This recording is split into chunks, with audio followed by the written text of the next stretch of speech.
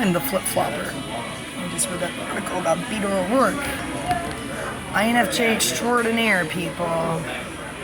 You know about his weird punk band he was in college? That's all I care about, is getting his band back together. I'm highly motivated to hear it. It's probably not that good.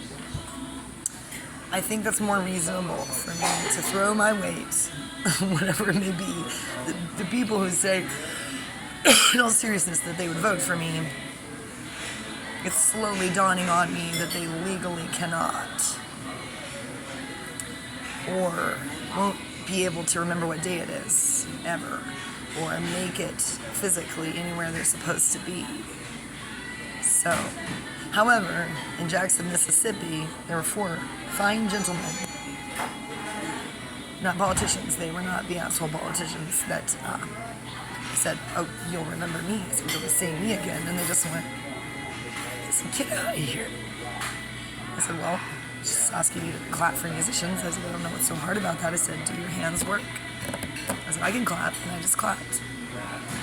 Not in their face. I wasn't drinking. They were so rude. But the manager of the bar, maybe he just worked there, as well as a dignified elderly gentleman who was reading Politico next to me, and 2 other guys. They were all magnificently handsome people. Another young guy who walked up, and a 4th guy. And I gave them my spiel. Yes, I told them everything about me. They wanted to be held captive out there on the porch. Somebody walked in, he looked at me, he tried to flirt with me, and I said, "Well, you can buy me a beer." And then the bartender came out a few minutes later, and she said, "You have to leave, because you can't ask people to buy you drinks." And I said, "That's funny. I don't know why men can buy me unsolicited drinks and expect me to drink them, and I will always send them back." "Well, I used to, when I didn't have money. Please put the root V on it before you send it to me, just right in front of me. I'll be over here. You be at this end of the bar. Especially if you're the hot guy at the Marriott. That's what it's going to take for me to do anything with you." I have a panic attack every time I think about that guy, because he's thinking about me. Every time he gets hit in the back of the head by anything, he goes, God, I wish I had that on a video. It was such a beautiful look of, who knows what. I don't think it was merely sexual. I think that he felt like Judas Iscariot felt. That's what I'm thinking of.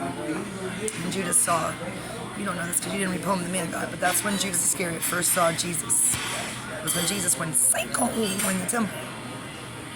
Judas was later upset when he found out that the Galileans, hillbillies, were already Jesus' disciples, because he thought he was the first, because he was a narcissist.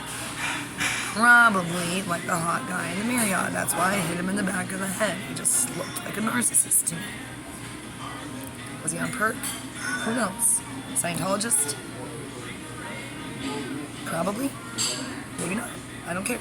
I just hit the hottest guy who looks like a narcissist. And there he was, right in front of me.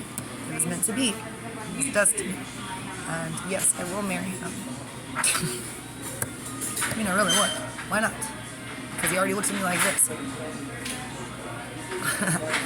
Wow, I'm just going to do that a few more times. I got to get it just right, Terrell. I hit him in the back of the head, literally as hard as I could. And I was angry. It was very hard, guys. Bow! He just goes, oh, somebody make a movie of this. Just that. For an hour and a half. So that I can watch it. I think I'm going to get this sausage links.